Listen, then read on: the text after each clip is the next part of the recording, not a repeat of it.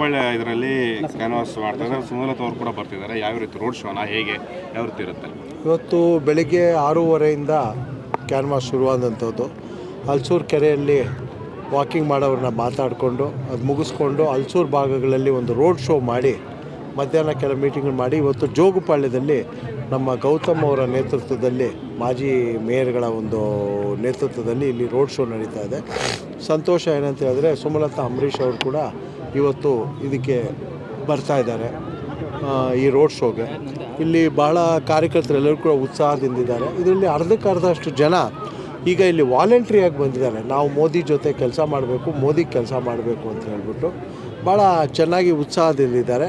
ಇವತ್ತು ಜನರು ನಿನ್ನೆ ಕಾಂಗ್ರೆಸ್ ಅವರು ಒಂದು 2 ದಿವಸದ ಹಿಂದೆ ಕಾಂಗ್ರೆಸ್ಸಿನ ಮ್ಯಾನಿಫೆಸ್ಟೋವನ್ನು ಏನೊಂದು ರಿಲೀಸ್ ಮಾಡಿದೋ ಇದ್ರ ಬಗ್ಗೆ ಜನ ಇದೊಂದು ನಗುಪಾಟ್ಲು, ಇದನ್ನು ಏನಕ್ಕನ ಮಾಡೋಕ್ಕೋದ್ರು. ಯಾಕೆ ಅಂತ ಹೇಳಿದ್ರೆ ಅವ್ರು ಗೆಲ್ಲೋದೇ 25-30 ಸ್ಟೇಟ್ ಇಡೀ ದೇಶದಲ್ಲಿ.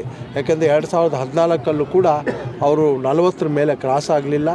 ಇವಾಗ ಕೂಡ 19ರಲ್ಲೂ ಆಗಿಲ್ಲ. ಈಗ 20-25 ಒಂದು ಹೀನಾಯ ಸೋಲಿನಲ್ಲಿದ್ದಾಗ ಅವರು ಗ್ಯಾರಂಟಿಗಳನ್ನು ಘೋಷಣೆ ಮಾಡೋ ಜನ ನಗ್ತಾ ಇದ್ದಾರೆ. ಇವತ್ತು ಈ ದೇಶದ ಗ್ಯಾರಂಟಿ ಯಾರು ಅಂತ ಹೇಳಿದ್ರೆ ನರೇಂದ್ರ ಮೋದಿಜಿ ಅವರು ಅಂತ ಹೇಳಿ ಜನ ಹೇಳ್ತಾ ಇದ್ದಾರೆ. ನಾವು ಭಾಳ ವಿಶ್ವಾಸದಿಂದ ಇದ್ದೀವಿ. ಈ ಬಾರಿ ಕಳೆದ ಬಾರಿಗಿನ ಹೆಚ್ಚಿನ ಒಂದು ಅಂತರದಲ್ಲಿ ನಾವು ಗೆಲ್ತೀವಿ.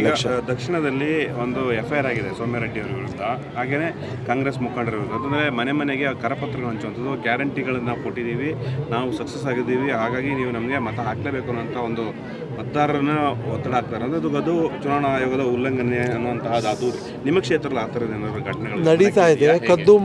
ಕದ್ದು ಮುಚ್ಚಿ ಈ ಥರ ಕೆಲಸಗಳೆಲ್ಲವನ್ನು ಕೂಡ ಮಾಡ್ತಾ ಇದ್ದಾರೆ. ಅದು ಒಂದು ಕಾನೂನು ಬಾಹಿರ, ಮಾಡಬಾರ್ದು ಅದನ್ನು. ಮತ್ತು ಇದೇನಾಗಿದೆ ಅಂತ ಹೇಳಿದ್ರೆ ಜೊತೆಗೆ ಇವರು ಸತಿ ಹೇಳಿದ್ದು 200 ಯೂನಿಟ್ ಫ್ರೀ ಅಂತ ಹೇಳಿದ್ರು, ಎಲ್ಲರಿಗೂ ಅಂತ ಹೇಳಿದ್ರು. ಇವಾಗ 200 ಯೂನಿಟ್ ಒಳಗೆ ಯೂಸ್ ಮಾಡಿರೋರಿಗೆ ಮಾತ್ರ ಅಂತ ಹೇಳ್ತಾ ಇದ್ದಾರೆ. ಇದಾದಮೇಲೆ 2,000 ರೂಪಾಯಿ ಪ್ರತಿ ತಿಂಗಳು ಅಂತೇಳಿ 3 ತಿಂಗಳಿಂದ ಕೊಡಿ. ಮತ್ತು 3 ತಿಂಗಳದ್ದು ಒಂದೇ ಸತಿ ಈಗ ಕಳಿಸಿದ್ದಾರೆ. ಜನರಿಗೂ ಕೂಡ ಗೊತ್ತಿದೆ ಈ 3 ತಿಂಗಳು ಕೊಟ್ಟಿದ್ದಾರೆ, ಇನ್ನು ಎಲೆಕ್ಷನ್ ಆದಮೇಲೆ ಕೊಡೋದಿಲ್ಲ ಅಂತೇಳಿ.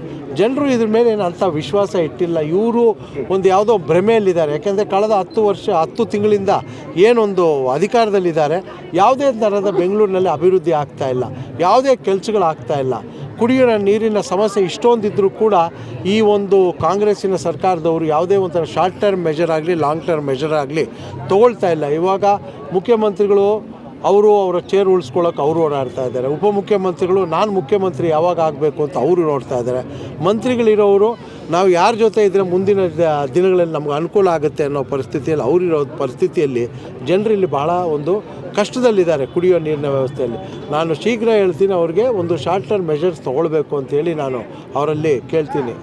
DK ಶಿವಕುಮಾರ್ ಅವರು ಒಂದು ಆರೋಪವನ್ನು ಮಾಡ್ತಾರೆ. ಯಾಕಂದರೆ ಈ ಆದಿಚುಂಚನಗಿರಿ ಮಠ ಒಂದು ರಾಜಕೀಯ ಸ್ಥಳವಾಗಿ ಮಾರ್ಪಾಡಾಗಿದೆ, BJP ಆ ಥರ ಮಾಡೋಕ್ಕೆ ಹೊರಟಿದ್ದಾರೆ ಅನ್ನೋಂಥ ಆರೋಪವನ್ನು ತಾವು ಹಿಂದೆ 14 ಜನ ಅಭ್ಯರ್ಥಿಗಳು ಭೇಟಿ ಮಾಡಿರೋದು ವಿಚಾರ ಮಾಡ್ಕೊಂಡು ಇವತ್ತು ಗಂಭೀರವಾದಂಥ ಟೀಕೆಯನ್ನು ಮಾಡಿದ್ದಾರೆ.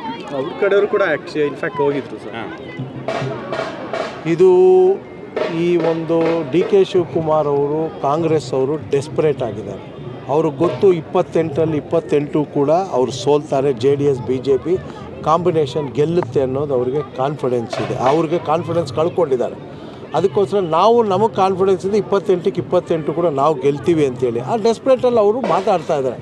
ಆದಿಚುಂಚನಗಿರಿ ಮಠ ನಾನು ಯಾವತ್ತು ಎಲೆಕ್ಷನ್ ನಿಲ್ಲಿಸ್ಕೊತೀನೋ ಅದಕ್ಕೆ ಮುಂಚೆ ಹೋಗಿ ಅದೊಂದು ಸತಿ ಗುರುಗಳ ಒಂದು ಆಶೀರ್ವಾದವನ್ನು ಪಡೆದು ಬರುವಂಥದ್ದು ಒಂದು ಪದ್ಧತಿ, ವಾಡಿಕೆ. ಅದೇ ಥರ ಹೋಗಿದ್ದೀವಿ. ಆವತ್ತು ಹೋದಂಥದ್ದು ಹಬ್ಬ ಇತ್ತು. ಹಬ್ಬದ ಮಾರನೇ ದಿನ ಹೋಗಿ ಉಗಾದಿ ಹಬ್ಬದ ದಿವಸ ಹೋಗಿ ಉಗಾದಿ ಹಬ್ಬಕ್ಕೂ ಮತ್ತು ಎಲೆಕ್ಷನ್ಗೂ ಒಂದು ಆಶೀರ್ವಾದ ಪಡೆದು ಬರೋಣ ಅಂತೇಳಿ ಸ್ವಾಮಿಗಳ ಹತ್ರ ಹೋಗಿದ್ದು. ಅದನ್ನು ಅವರು ರಾಜಕೀಯವಾಗಿ ಬೆರೆಸೋದು, ರಾಜಕೀಯದ ಮಾತುಗಳದ್ರ ಬಗ್ಗೆ ಮಾತಾಡುವಂಥದ್ದು ನಿಜವಾಗ್ಲೂ ಅವ್ರಿಗೆ ಶೋಭೆ ತರೋವಂಥದ್ದಲ್ಲ. ಕುಮಾರಸ್ವಾಮಿ ಅವರ ಹೇಳಿಕೆ ಸಾಕಷ್ಟು ಚರ್ಚೆ ಆಗ್ತಾ ಇದೆ. ಅದೇನಾದರೂ ಹಿನ್ನಡೆ ಆಗುತ್ತಾ ಪಕ್ಷಕ್ಕೆ? ಖಂಡಿತವಾಗ್ಲೂ ಕೂಡ ಅವ್ರು ಹೇಳಿದ್ದನ್ನು ತಿರುಚಿದ್ದಾರೆ ಅಂತ ಈಗಾಗಲೇ ಅವ್ರು ಹೇಳಿದ್ದಾರೆ. ಖಂಡಿತವಾಗ್ಲೂ ಅದರಿಂದ ಏನಿಲ್ಲ. ಯಾಕೆಂದರೆ ಜನರಿಗೆ ಗೊತ್ತಿದೆ ಕಾಂಗ್ರೆಸ್ ಏನು, BJP JDS ಇವತ್ತು ದೇಶಕ್ಕೆ ಏನು ಕೊಡುಗೆ ಕೊಟ್ಟಿದೆ ಅಂತೇಳಿ. ಸರ್, ಈಗ 3 ಬಾರಿ ತಾವು ಸಂಸದರಾಗಿದ್ದೀರಿ, ಪ್ರಚಾರ ನಿಮಗೇನು ಹೊಸ್ತಲ್ಲ. ಆದರೆ ಪ್ರತಿ ಸಲ ಜನರ ಮುಂದೆ ಹೋದಾಗ ಒಂದಷ್ಟು ವಿಚಾರಗಳನ್ನ ಇಟ್ಕೊಂಡು ಹೋಗಬೇಕು. ಈಗ ಮೋದಿ ಗ್ಯಾರಂಟಿ ಹೊರತುಪಡಿಸಿ ತಾವೊಬ್ಬರು ಅಭ್ಯರ್ಥಿಯಾಗಿ ಏನು ವಿಚಾರಗಳನ್ನ ಇಟ್ಕೊಂಡು ಜನರ ಮುಂದೆ ಹೋಗಿದ್ದೀರಾ ಸರ್? ಖಂಡಿತವಾಗ್ಲೂ ಕಳೆದ 10 ವರ್ಷಗಳಿಂದ ನರೇಂದ್ರ ಮೋದಿಯವರ ಸಾಧನೆ. ಹಿಂದೆ 10 ವರ್ಷದ ಹಿಂದೆ 2014 UPA ಕಾಂಗ್ರೆಸ್ ನೇತೃತ್ವದ UPA ಸರ್ಕಾರದ ಭ್ರಷ್ಟಾಚಾರಗಳನ್ನ ನಾವು ತೊಗೊಂಡು ಹೋಗಿದ್ವಿ. ಆಕಾಶದಿಂದ ಪಾತಾಳದವರೆಗೂ ಕೂಡ 2G ಹಗರಣ ಆಗಬಹುದು, ಕೋಲ್ ಹಗರಣ ಹಗರಣ ಇರ್ಬೋದು, ಆದರ್ಶ್ ಇರಬಹುದು ಅಥವಾ ಕಾಮನ್ವೆಲ್ತ್ ಗೇಮ್ ಇರ್ಬೋದು, 12 ಲಕ್ಷ ಕೋಟಿಗಳ ಒಂದು ಅವ್ಯವಹಾರವನ್ನು ತೊಗೊಂಡೋಗಿದೆ. ಈ ಬಾರಿ 10 ವರ್ಷಗಳಲ್ಲಿ 2014ರಿಂದ 24 ನರೇಂದ್ರ ಮೋದಿಯವರ ಕೇಂದ್ರ ಸರ್ಕಾರದ ಸಾಧನೆಗಳು, ನಾವು ಸಂಸದರಾಗಿ ಬೆಂಗಳೂರಿಗೆ ತಂದಿರುವಂತಹ ಒಂದು ಅನುದಾನಗಳನ್ನು ತೊಗೊಂಡು ಜನರ ಮುಂದೆ ಹೋಗ್ತಾ ಇದ್ದೀವಿ. ಯಾಕೆಂತಂದರೆ 10 ವರ್ಷಗಳಿಂದ ನರೇಂದ್ರ ಮೋದಿ ಯಾವುದೇ ಒಂದು ಭ್ರಷ್ಟಾಚಾರ ರಹಿತ ಒಂದು ಸರ್ಕಾರವನ್ನು ಕೊಟ್ಟಿದ್ದಾರೆ. ಜನ ಇದನ್ನು ಮೆಚ್ಕೊಂಡಿದ್ದಾರೆ. ದೇಶಕ್ಕೆ ಗ್ಯಾರಂಟಿ ಯಾರು ಅಂತಂದರೆ ಒಂದೇ ಹೆಸರು, ನರೇಂದ್ರ ಮೋದಿ.